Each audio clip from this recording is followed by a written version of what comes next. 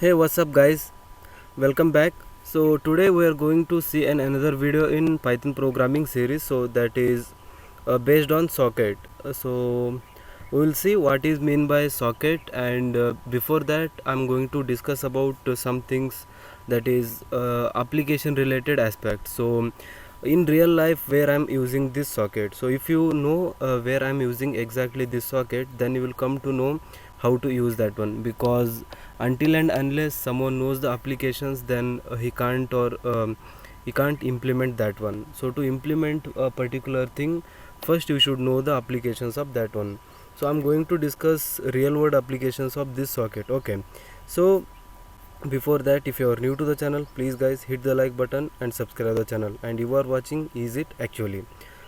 Alright, so coming to the topic, that is where I'm using socket. So if you are using any electronic gadget, let us say a mobile phone or a tablet or a laptop or a personal computer or anything somewhat related to the electronics, then definitely yes, you are using the socket there, because without using socket you can't communicate to the outer world, that is basically the internet. So internet will be using basically the socket to create the process ID. So how it will be working, let me take an example. Alright, so I will take an example of Chrome here. So you are having a phone and you will open Chrome there. So in one tab you will open that is Gmail, let us say, and in another tab you are accessing the YouTube itself, where you are seeing the video.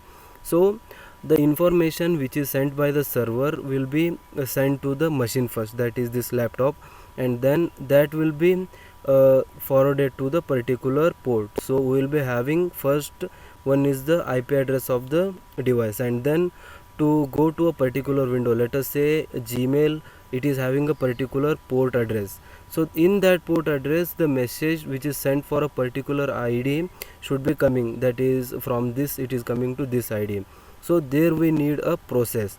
So to bind all these addresses we need a socket at the server end as well as the client end. So to bind IP address, that is machine address, then port address and the process address. So process will be Gmail is one process and YouTube is another process, and port address will be the Chrome address. So like this we will be having different types of browsers. They will be having a port addresses, and for that particular port it will send the information, and in that port we are having different processes, and depending on that address of the process, the particular information will be forwarded to the intended process. So if your message is meant for Gmail, then it will be sent to Gmail only by knowing the process address. So that is basically how the internet is communicating. So if you are doing anything on the real world internet, then you should have three addresses. The first one will be the IP address, then second one will be the port address, and third one will be the process address. Then only your communication will be successful and it will be error free. So this is the quick introduction where we are using socket. So I hope you understood now and got some motivation to learn about socket, because we are using it in day-to-day life. So if you want to create any real world project with the help of Python, then you should know the concept of socket, because you can't communicate without knowing these things. So it is basically a tool which is used to establish the connection between server and client, I can say. So that's the enough motivation for socket, and let us discuss what is this my socket, and what is the general syntax, and what are all the description which are related to this one. And also we will see upcoming videos we will see how to write Python code for using this socket to establish a connection between the client and server. So let's go. Alright, so sockets are the endpoints of bidirectional communication. So this motivation already I have said. So these are the endpoints of a bidirectional communication. A bidirectional communication is one where the data will be flowing in both the directions, that is from client to server and from server to client. So that is basically called as bidirectional. So sockets may communicate between processes on the same machine or between processes on different continents. So it is not mandatory that the processes should be present in the same machine. So you can have a different machines, and the processes can run on different machines and make a communication. So as I've taken an example of internet, where the server will be on another machine and your lappy will be the some other different machine, but though they will be communicating with the help of processes. Okay, so sockets may be implemented over a number of different channel types. So it may be Unix domain, so you can use Unix operating system, and the layers which can be used are TCP, UDP, and so on. So this is connection oriented and this is connectionless protocol. So either of this you can use, either you can use TCP or you can use UDP. The socket library provides specific classes for handling the common transports, as well as a generic interface for handling the reset. So the socket module will be giving number of interfaces for the user. So the Python has got inbuilt library for called as socket module. So if you import that one, then all the functionalities will be available for you to use. Okay, then common terminologies which are related to the socket. So first term is domain. So what is mean by domain?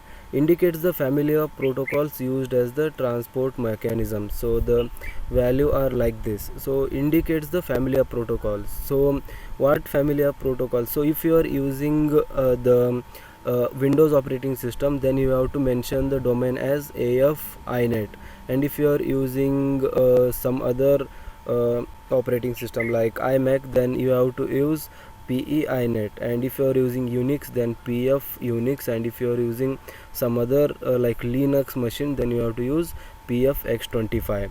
So this is the domain name which is used in the syntax. So you have to specify this domain name there. So most of us will be using Windows, so I think it is worth to remember AF INET, because we are almost on Windows. So India is almost 70% working on Windows itself. Then the second term which is present is type. So type indicates the common communication between two endpoints. So what type of communication, whether it is a TCP based communication or UDP based communication. So if you want a TCP based communication, then you have to write sock stream. So here you can see the keyword sock stream, which is used for TCP based connection, and if you are using UDP, then you have to use sock DGRAM, that keyword you can see on the screen. Okay, so these are the two keywords which are used to specify whether you are using TCP or UDP. Then coming to the third term, that is protocol.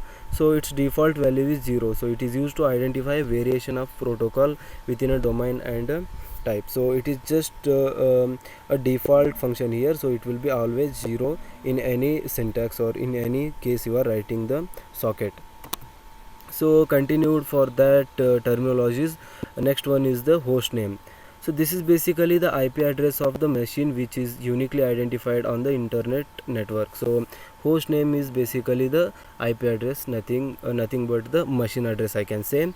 Then port means each server listens for clients calling on one or more ports. So port may be a fixed number port or a string containing a port number or the name of a service. So port number means, as I said, if you are using Chrome, that will be assigned with some port number. If you are using UC browser, then that will be having another port number. So like this, the different browsers will be having different port number. So based on that, the data will be forwarded. So then coming to the socket module. So how the syntax of socket module will look like. So if you know this one, then it becomes very easy for us to use this one in the programming concept in Python. So to create socket, first we must use the keyword socket.socket, and in bracket we have to pass the arguments here. So for that I have written a syntax as well. So the function available in the socket module is s equal to, so this is the handle which is holding the address of this one. So this is user defined, you can give anything. So I'm taken s here. So s equal to socket.socket, and you have to specify the socket family here, whether you are using it on the Unix or you are using it on the Windows. And then socket type. So socket type, either you want to use the TCP for establishing the connection, or you want to use the UDP for establishing the connection. Then the protocol value will be as usual equal to 0. So this is the syntax. It only takes two arguments, socket family and socket type, and we don't give this one because it will be a default 0 value. Alright, so then here is the description for those things. Socket family, that is either we are using Windows or iMac, it will, or Unix, it will specify, sorry, uh, okay, then it will socket type will specify this is either socket stream or a socket DGRAM, so TCP and UDP and protocol as usual. So then server and client socket methods. So what are the server and client socket keywords which are used to make a connection? So there are some methods which you can use, and this one these are the three methods which are used at the server end. In next slide I will be showing another one method which is used at the client end. So the server end is having more options because it has got lot of work, and the client is just having one option, that is to connect with the server and get the information. Okay, so that's why the first term which is used, or method which is used in a server, is s.bind. So this method binds address, that is, as I said, a particular communication will be having three addresses, and host name, that is IP address, then port number, and within this port number the process number will be given, so to the socket. So it will bind all these three addresses, and then s.listen, so it will do the work of, so this method sets up and start TCP listener. So it will basically make the server to listen, so it will put the server in the listening mode. So it will use the TCP and it will start listening for some queries which is sent by the client. And then s.accept, so this passively accept TCP client connection, so waiting until connection arises. So as the it is listening now, if the client or particular client sends an request for joining the server, then it has to accept. So this is done with the help of s.accept a keyword, I can say, and it will be keep on listening until it receives the message or the connecting request from the client. Okay, so then client socket method. So here you can see one method which is used at the client side. So those are the three methods which are used at the server side, and this particular method is used at the client side. So what is this? So it is s.connect. So this method actively initiates TCP server connection. So if you want to connect with the server, then to initiate the process of connection, you have to run this command s.connect. Then it will make the client to connect with the server. So this particular keyword we are using. Okay.